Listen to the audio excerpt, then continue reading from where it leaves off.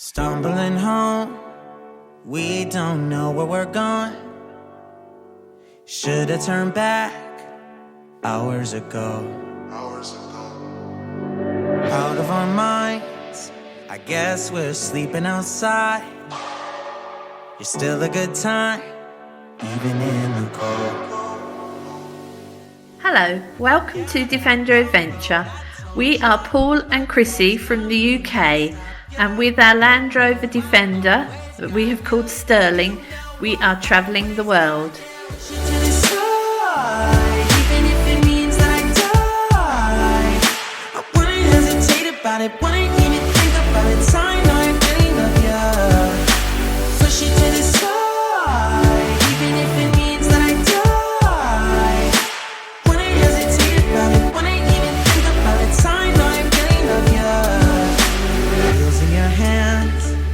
Guess we need a new plan. There's a motel a mile down the road. When overlanding, you come across fellow travellers from time to time, and of course you are interested to hear where they have been and whether there are any places they could recommend. While travelling south down the Baja Peninsula, there was one place that was recommended to us by nearly everyone we spoke to: Cabo Pulmo. Cabo Pulmo is a Mexican national park which is also a protected marine environment with supposedly excellent snorkeling.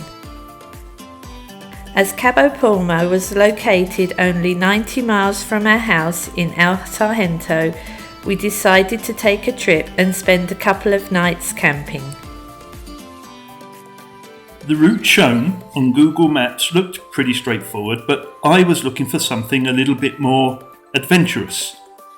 Having zoomed in on Google Maps, there was, to my delight, a track shown crossing the mountains and running all the way down the coast to join back with the main road further south. I told Chrissy of the good news and got back one of her looks that seemed to question whether this was really a good idea. I reassured her by saying, "What can go wrong?" And off we went. Things were going well until we came to a short and inconspicuous looking rise in the road. As up to this point the going had been relatively straightforward, I didn't even have low gear or diff lock selected. So when the car's wheels struggled for grip up the short rise, I decided to reverse back to the flat at the bottom of the slope, and that is when this happened.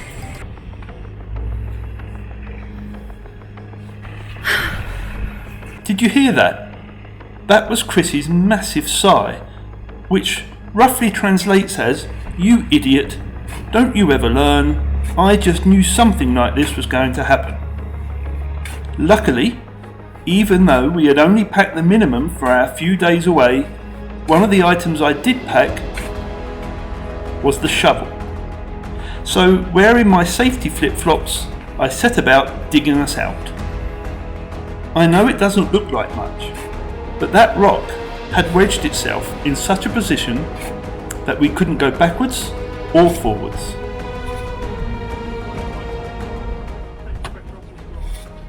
I am aware that I become overly anxious when things don't go as planned, or when we venture into new things outside my comfort zone, and looking back at this now, I'm not sure why I felt as anxious as I did at that time. We were not in danger, the car wasn't damaged, and we were still only a few miles from civilization. But what I can tell you is that my legs were shaking as I pressed down the clutch. I wasn't sure what level of clutch control I would have if small movements were required.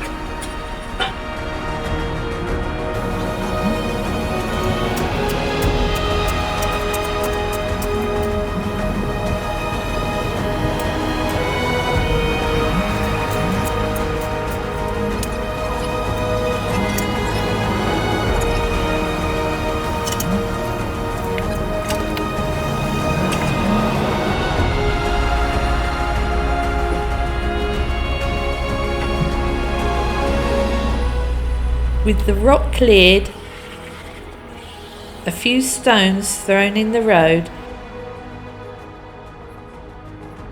low gear and diff lock engaged, the car made easy work of the short hill.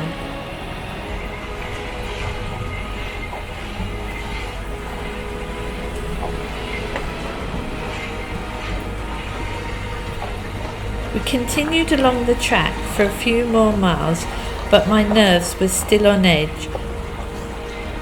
So when I saw the road ahead becoming progressively worse and the drop becoming greater, I suggested to Paul we return back to the main road.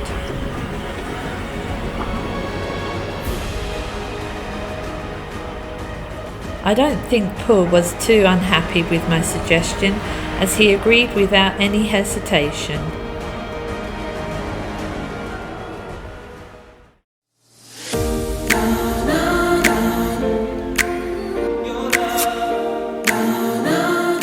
The rest of the journey was uneventful after our earlier incident, and as we neared Cabo Pulmo, the road became unpaved again.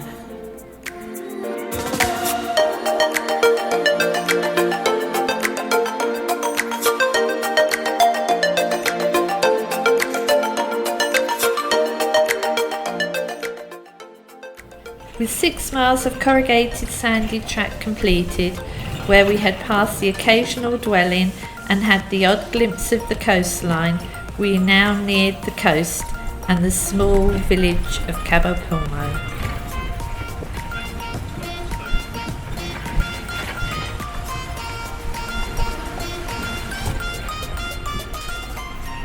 The whole village of Cabo Pulmo seemed to cater for tourists, particularly those tourists who wanted to snorkel. Snorkeling, along with all other activities in the marine park, was strictly managed, and a number of authorised snorkeling trips were on offer in the village. The majority of other buildings that we passed were either guest houses, restaurants or bars.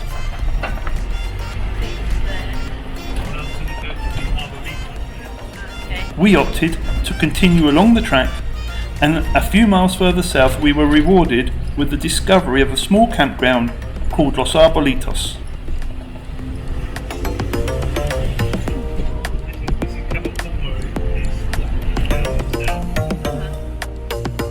We paid our camping fee at the entrance by the road and drove the mile or two to the campsite.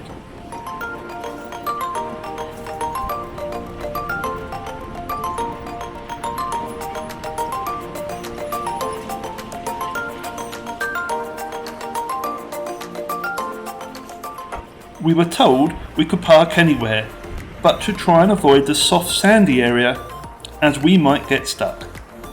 I think he must have heard of our earlier problems.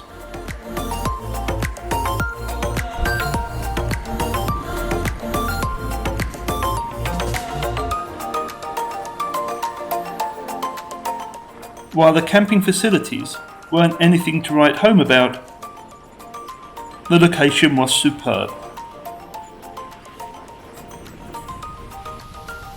With the vehicle parked and set up, we headed off to explore the beach.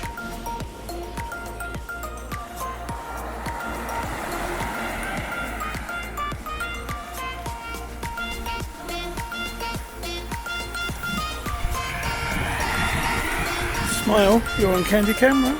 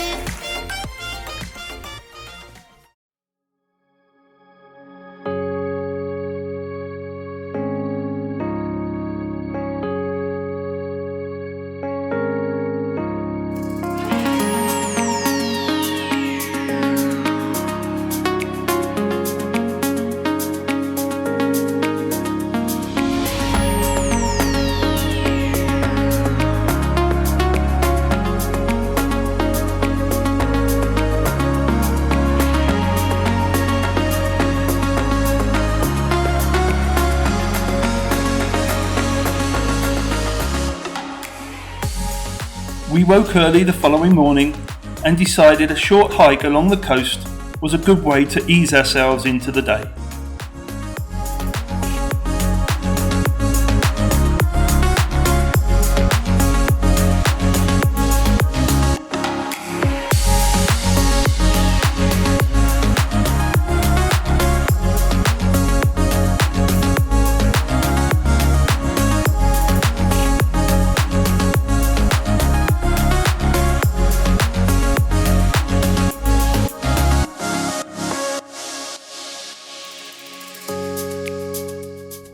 Returning a couple of hours later, feeling pretty hot, we were keen to cool off, and it seemed the best way to do this was to take a swim while wearing an oversized hat.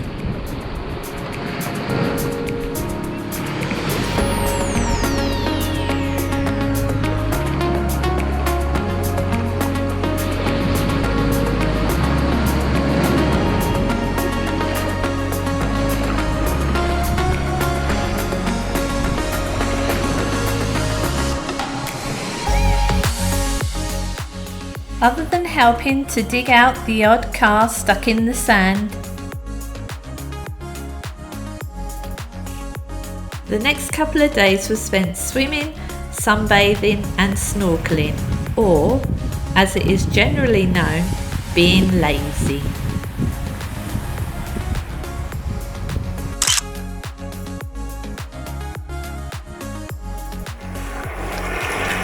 Good morning. It's another beautiful day here in Baja California. We are at Cabo Pulmo, a marine protected environment. We have spent a couple of days camping here. It is absolutely beautiful. We had 2 nights here camping, met a really lovely family, spent some nice time with them. Had the fright of our lives yesterday. Did a little bit of snorkeling just out here. If I flip you round, I can show you.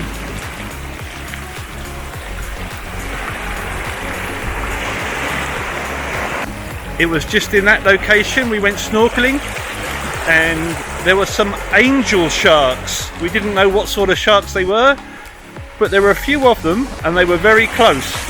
We didn't hang around in the water for too long, but then got brave enough to go back and try and film them. I was going to say, but I didn't. Well, one of us went back to do the filming. Yeah. The other one was sent back to do the filming.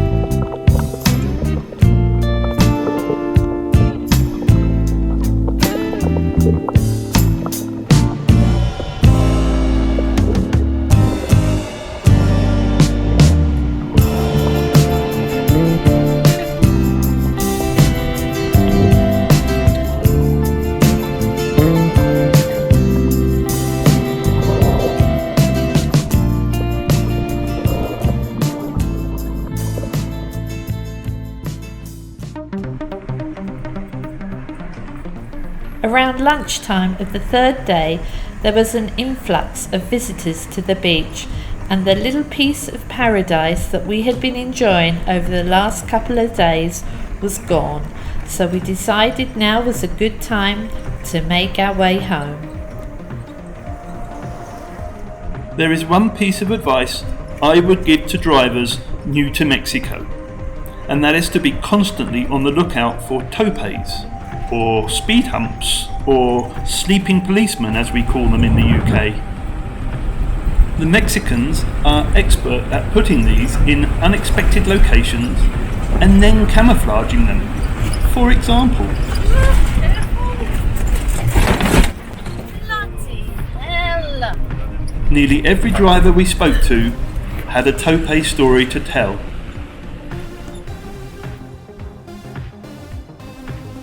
We would now become one of the crowd that would recommend to anyone we meet that a visit to Cabo Pulmo is a must. A brief stop at Los Barriles for a picnic on the beach, and it was then back home for a well-earned rest.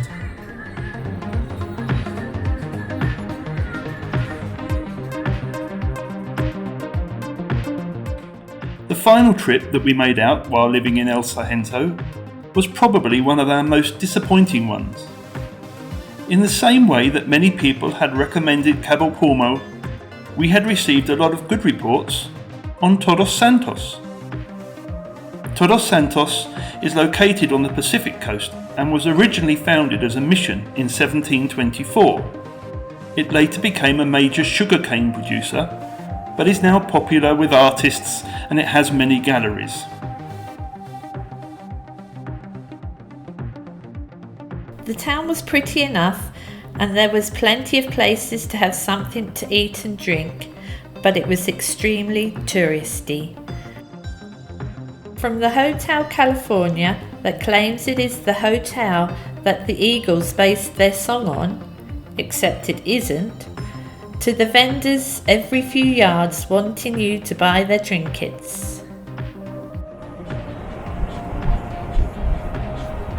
A couple of hours later, and we were on our way out of the village, feeling very disappointed after our previous high expectations.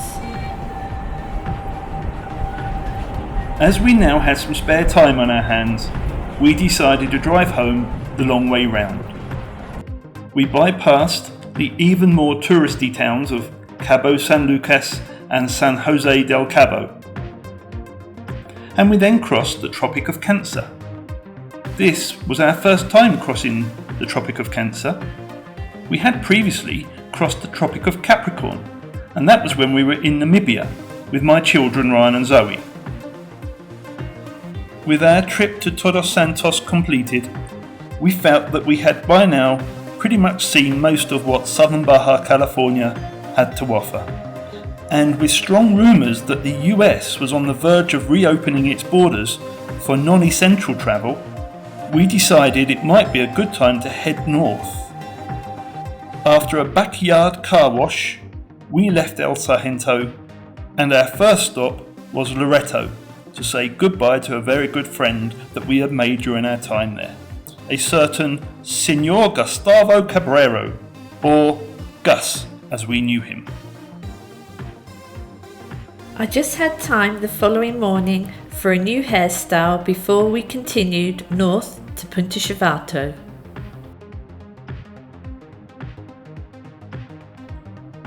We were within 5 miles of Punta Chivato when thick black smoke started to appear from the car in front of us. The car pulled over and a single female driver got out coughing as the interior of the car was by now filling with smoke. We stopped and went back to help and found a small fire under the bonnet which was quickly extinguished. The young lady tried to start the car again, but a noise similar to marbles in a washing machine came from the engine. The only help we could really offer was to tow her car to Palo Verde, where we knew there was a mechanic shop. We just couldn't leave her in the desert, it was boiling hot.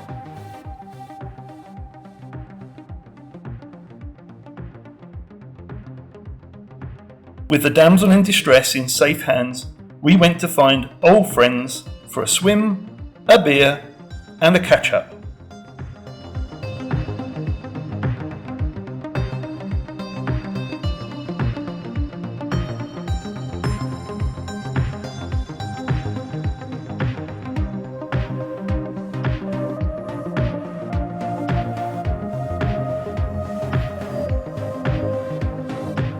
We hung around Punta Chivato for a couple of days and then continued north with our last night in Baja California spent in the same place as our first night in Baja California some 18 months earlier. Paul settled into his outdoor bar come barbecue come office setup to carry out last-minute paperwork in preparation for our attempt to cross the border the following morning. We left San Felipe early the next morning and headed for the US border crossing at Mexicali. You can see if our attempt to cross the border was successful or not in our next video. So, thanks for watching and see you soon. Hasta pronto!